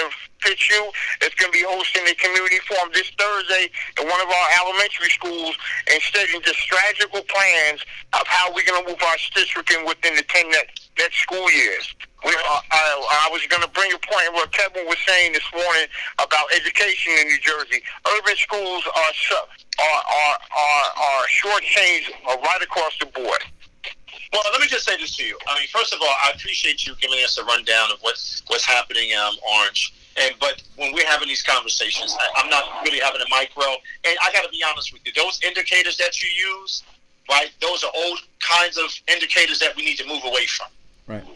Because when I really measure it correctly, it's still zero return on investment. So I understand the methodology that we used 20 years ago, 30 years ago. That's no longer, we can't use that methodology anymore. We have to move past that. But I actually appreciate you when you do this, when you call in, you give us a better perspective. But what I'm saying to you is, with all of that said, the Black Americans in this country, Black Americans in these cities, Black Americans that walk in these neighborhoods, our team is losing. Right. Kevin. And if we start to think like that, we can better look at those prescriptions you just outlined and say, well, that's not just good enough. Right. Caller. We need something very radical. We got another caller. I appreciate you. Wait. We got another caller. Go ahead, caller. Hey, what's going on, guys? Just wanted to give my input on the conversation today. Seizing political power and seizing economic power from an environmental perspective. And like Kevin was just saying, these outliers and, the political maturity, we have to get away from taking it personal, I think, like the last caller did. That's just my opinion. I'm not saying, every town has its problems and bright spots, but if we're going to solve this thing in whole, our community, we have to look at it from an environmental perspective. All our problems are environmental. And you can't get none of these elected officials to speak on half the time our environmental issues honestly. First of all, we have to know what kind of politician we are elected. Because the people we're putting in office, we're putting them in there to capitalize on us, not to address issues that increases our value and making sure that these environmental issues are not affecting our health, and bringing the resources in to do so. And those three principles I'm going to talk about environmentally, and it's a way of thinking that, like you said, it might be our brothers, it might even be our wives, it might be our, close cousins, it might be me, you know what I mean, from a thinking perspective. And when you talk environmental, that's what we're talking about. How can we solve our problem with in our mindset, the way we think, and if I do this person is going to get 2 more pennies than I get, and my family's not going to get what they get, so I can't give him my vote. Oh, he might want to do. This is where our problem is, and Kevin said it earlier about the environment and all of these things plaguing our community, especially the educational infrastructure. It's not just schools anymore, because we have to move people through our system to their desired goals, not through an infrastructure, through a pipeline to prison.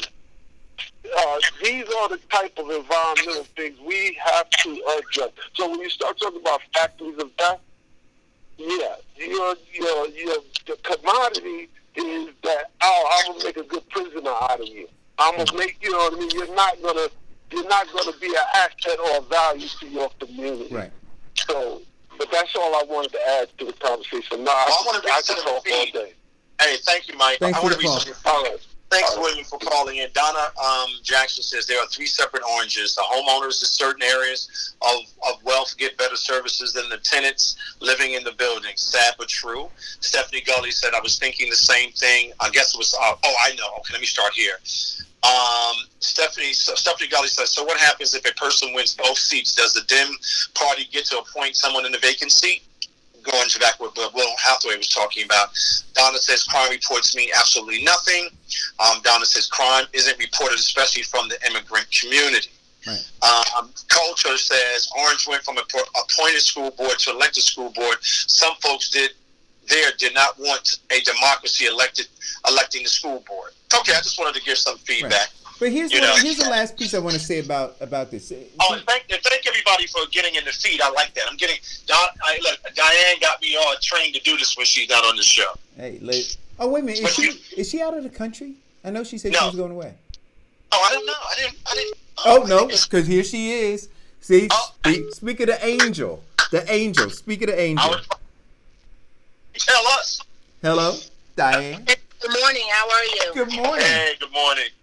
I just want to address something quickly in regards to the petitions that were taken out in Orange. So there was 17, individuals, I'm not quite sure how it broke it up, that are also running for both council and for mayor. They can pull out petitions for any seats they want.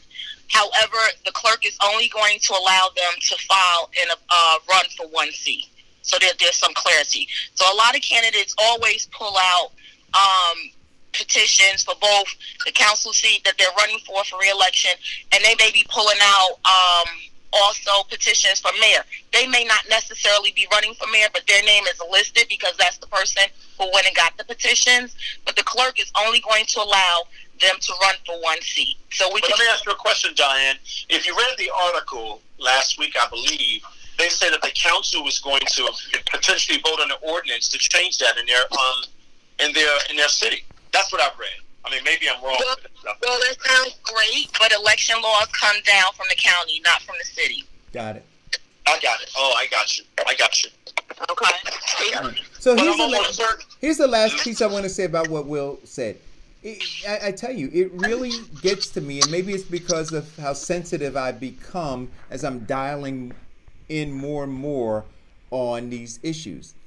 See, I would like to know that we're reducing crime, not because we're hiring more police, not because we're locking more people up. I would like to know that crime is going down because we've created more opportunities. You see, that kids are being educated and they see opportunity.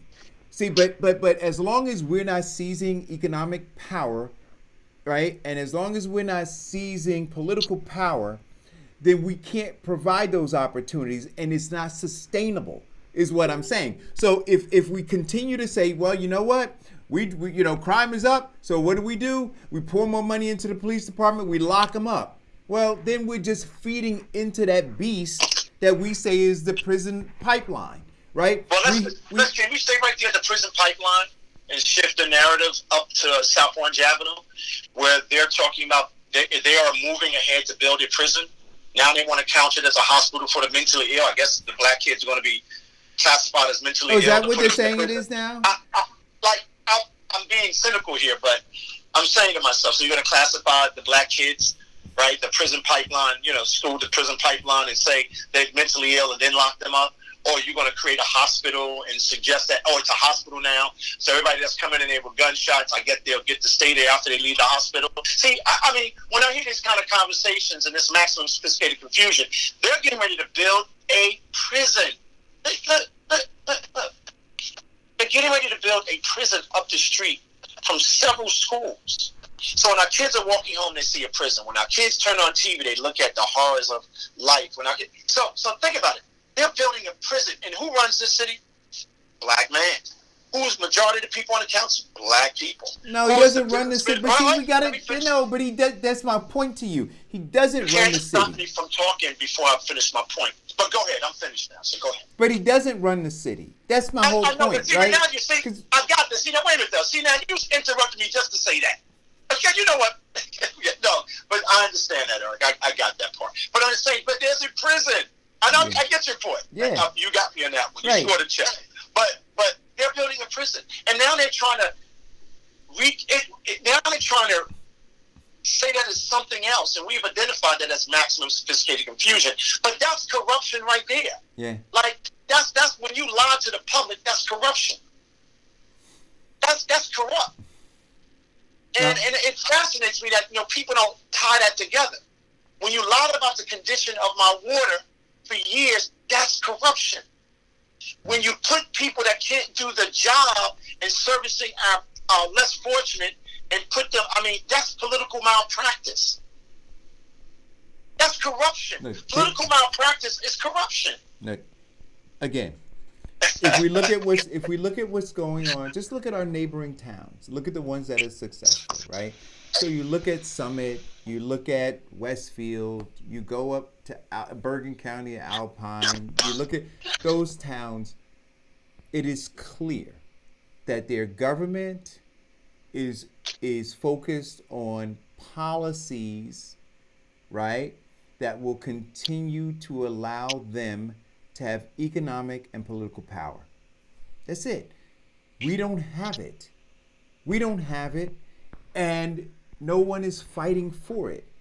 And so everything, whether we talk about, and so we're being impacted upon by negative policies, by those people who control power, right? So the prison, that's not that guy's plan. That's not Raz's plan. Do you understand what I'm saying? He has no power to change it one way or the other. It's going to be what it's going to be. And all he's left to do is lie to you about whatever it is. But he can't affect any change in it. Joe McCullum, who's the council person up there, he can't affect any change in it. All he could do is hold a shovel and put a hard hat on and talk about a groundbreaking. But he had nothing to do with it. They have no power. None. Zero.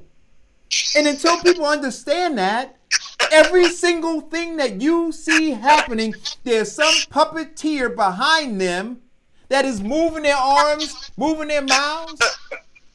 All of it. So Eric, so you're saying that they are what we've identified them as is the Negro whisperers, right? I mean, yeah, Eric, so understand it. I mean, did you just do the puppet dance? That was a good one. Hey, Diane, you got to save this show. I mean, that was but you got to understand that. So now, if you wanted to change, you can't even go to Raz Barak and tell him you want something different, because he can't give you anything differently. And now this is a segue for me into, and I got to go back to Hakeem Jeffries. When I made this statement that if you're giving money to a beast and receiving money from a beast that you're saying you're trying to destroy, it's a lie. You're a part of that beast. Can I stick a pin in it? Yep. He's never said that. Never said what? He never said what you. I'm being cynical here. Oh. I'm following him. He's never said that before, so don't put words in his mouth. No. He's not working against the system. He is a part of that system. No, that's my point. That's my point. So when people are cheering on Hakeem Jeffries or any of the rest of them, I'm telling you, they are all black faces without black voices. They're all Trojan horses that are being wheeled into the gates, right? Because at the end of the day, they're feeding this beast that is keeping us underfoot. All of the political power and economic power resides with them. So why would I give them money to continue doing what they're doing if I'm supposed to be fighting for you? I would hold. So with all of the power, the assumed power that we have in our elected space in black cities and maybe some in Congress or whatever, so our condition hasn't gotten any better because they don't work for us; they work for the Democratic Party, right? Is that what you? That's right. right. Okay, I got you. Not only do they work for the Democratic Party, they actively feed it. They feed it. They feed it with fundraisers. They feed it with donations. They feed it with dues. They feed the party. And so again, Farrakhan, back to separation. For them, the separation starts by saying, we're no longer going to do that. We're going to let that die on the vine. We're not going to give you our money anymore because we have gotten zero return on our investment. So that's what they should be doing. So here's two things. So if every elected official, every black elected official in particular, isn't saying that they're withholding their money from the Democratic Party, then they're your enemy. Then if these black elected officials can't square up with you and tell you that they're fighting to seize economic and political power, then they're your enemy. Those are the two things that you look for. How do you feed a system that you know has done harm to us? Ask them that question. How do you go down to the League of Municipalities and party with them? Now, look, history, right? It just happened 2 governor elections ago. When the party decided that they didn't want to deal with it anymore, they cut Barbara Buono loose. They said, you know what? It's not about party for us. It's about economic and political power. And so they cut Buono loose and they went with Chris Christie. Now, these Negro whisperers are trying to convince you that you shouldn't vote your interest, which is economic and political power, but that you should first ascribe to being a Democrat. Now, if that isn't maximum sophisticated confusion, I don't know what is. Hey, Kev, I can't hear you. That was a very good example. I mean, that was a very good example. Very good example. That was a very good example. They gave their money to Chris Christie. Wait a minute, though. But with that simple example, with that really simple drill down example, that says it all right there. So when we hurt ourselves, when we get herded like cattle to go vote, and don't vote for the first part of our discussion, political power and what's the second part of your statement? Political and economic power. Right, we got to put that up today so I can remember. Political and economic power. That's a prime example right there. How other groups are motivated by that, as opposed to party, are motivated by that. You know, that's a great example, Eric. And I remember that. Look. And guess what? And Chris Christie, who was a Republican, all the Democrats benefited from him. Yes, that's what I'm saying. They gave him money. Wait a minute, but then you got people running around here talking about, well, you're a Republican. You a fool. You know, No, but you're right. It's foolish. Yes, it is foolish. Yeah, it's a very good point, Eric. Very good point, man. It's foolish. So when I look at them, the first thing I'm asking is, what is your relationship with this party? As an elected official, because we can conclude, and all we have to do is look at our history. Nothing has changed. Martin Luther King. Wait a minute. Let me just say this because I love using him now a lot. I'm not going to overuse him, but I love. Here's the deal. Martin Luther King said exactly the same thing you just said about the Democratic Party in different ways, right. But he said the same thing. Everybody that we revere that was a soldier of justice and a soldier of truth and great leaders, they said the same thing. I got to tell you, I've been looking for this poem. Maybe somebody can help me. Langston Hughes, a Langston Hughes poem when he talked about the liberal. And I can't find it. If somebody can find it for me, I want to post it. Because it was just like what James Baldwin was saying. All of our great minds of that time in history was asking that question.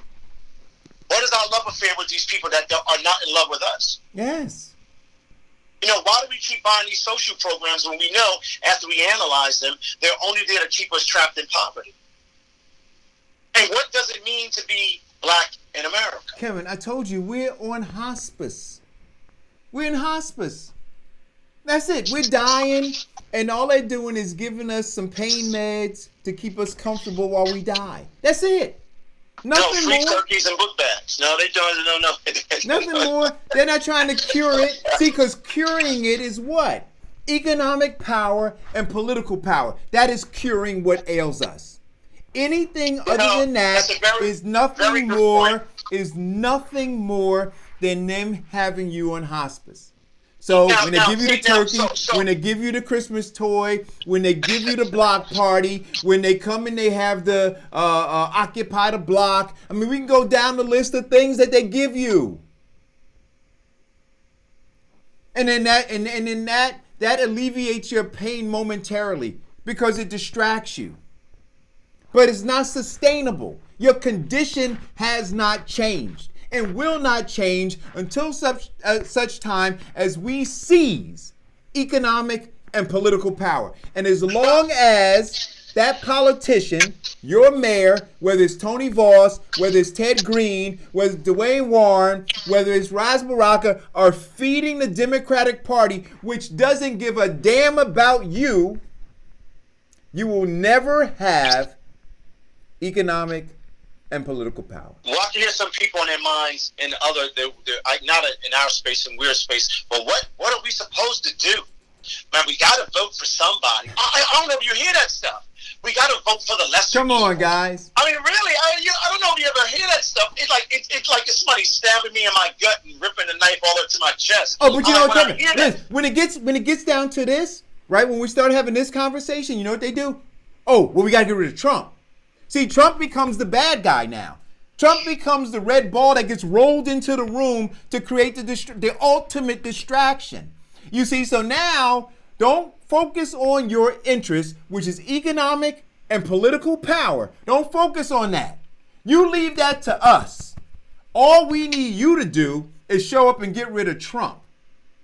See, understand what's going on. And your Negro whisperers, your black electeds, your pastors in these churches, these leaders of these nonprofits, they're telling you the same thing. Ignore what is fundamentally destroying you. Ignore your greatest existential threat. Allow us to continue to herd you. Allow us to keep you in hospice. We'll throw you a party. We'll give you another turkey. You can rely on that. And whatever you do, you ready, Eric? Whatever you do, don't listen to those two old men and that young lady that come on every day from 10 to 12. That's right. Whatever you do, they are the enemy. Look at the ones that. Okay? Whatever you do, do not listen to those two old men and that young lady named Diane in the morning time.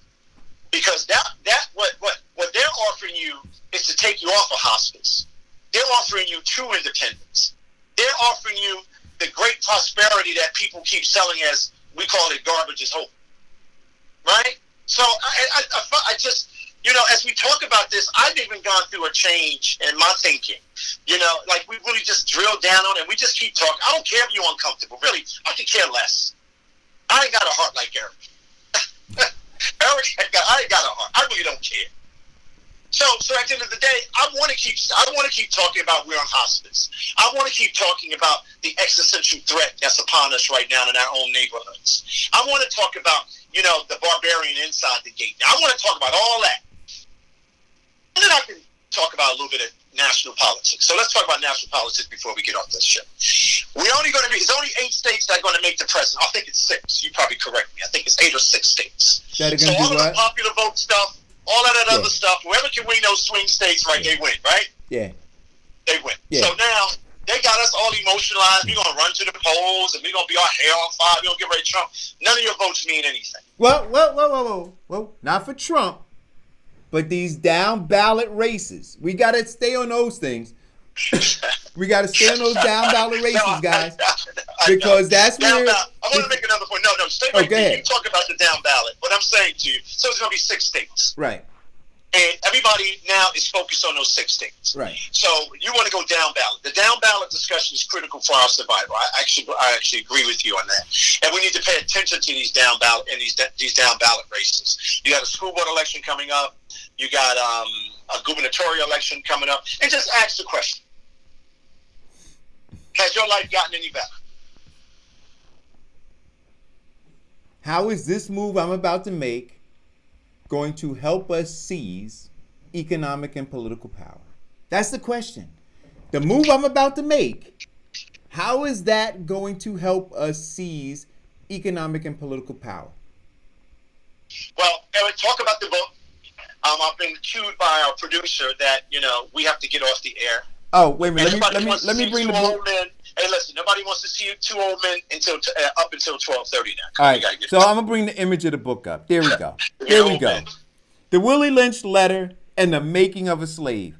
So, look, all of what we've been talking about is how we were made. All of what we're dealing with has been baked into the cake that we see right now. What we're trying to do right now, Farrakhan, is separate from that thinking, right? All of that social engineering and conditioning that took place, and in this letter where he said, hey, if you do this, if you mix all these ingredients and you bake this cake right, you'll have them for 300 years. So now we're trying to separate from that because it is so deeply ingrained in us that, like we said, even some of our sisters and brothers and uncles and aunts, they're whispering in our ears too. And it's hard, right? Because you got to look at them and say, no, you're a Negro whisperer. No, you're a slave catcher. That's difficult to do. So separating from that emotional tie for your own survival is what you're being faced with having to do. But there's good news. We're going to go through this book and we're going to awaken some more spirits and we're going to go to war. That's what I'm looking forward to. I have something that I want to play. I want to play it on my Facebook page today because, I try to keep my Facebook page clean, and orderly for people that want to read certain things and empower themselves with information. And I got this video from Farrakhan. Oh, I asked him to call in and play it. Well, How long? Is it long? What I want to do is I want to put it on my page, but tomorrow, Eric, I want you to cue it up. Okay. Because I want to have a conversation early in the top of the show about down ballot and what it means. Okay. And how critical and important it is. And I want to spend some very good time on down ballot. And I just want to spend some time there. But I'm going to post it on my page. And if you can cue it up for tomorrow's show, we should have a good show about that. Oh, Diane says explain down ballot. But let's do it tomorrow. Okay, so Diane, we'll do all of that tomorrow. That'll be the discussion. Guys, make sure you tune in tomorrow. Make sure you hit the share button. I will tell you very quickly, you guys hitting the share button and participating at the level that you do is making a difference. I went out canvassing yesterday, Kevin, and I can't tell you the number of people that I ran into that identified me from the show that we do and told me to tell you and Diane that we need to keep doing what we're doing. We need to press harder, that people are listening, that they're having conversations in their homes about what we're talking about. I can only hope that they're paying attention. But don't believe us. Believe Martin Luther King. Don't believe us. Go back and read what he wrote. Go back. Yeah. Don't believe me. Just follow those people because we've only gotten here because of the work they've done, and they've attempted to reverse every aspect of that every day. Yeah. And we only have right now, at this part of our life, us to blame. I don't want to hear about white people no more. I already broke down the corporation of white supremacy. I already broke down, and we'll keep doing it, systemic racism and racist. We understand Donald Trump. We understand who he is and how he was created. He's a byproduct of all of that. We already talked about white men. We already did all of that. Now we're going to focus on us. Yeah. All right, We don't guys, focus listen. on us. I want to thank you all for tuning in. We'll see you tomorrow. Eric, Yes, sir. I'm on my way to the city. Oh, I got to do something. I'll call you back later. all right, brother. Take care. Thank you all for tuning in.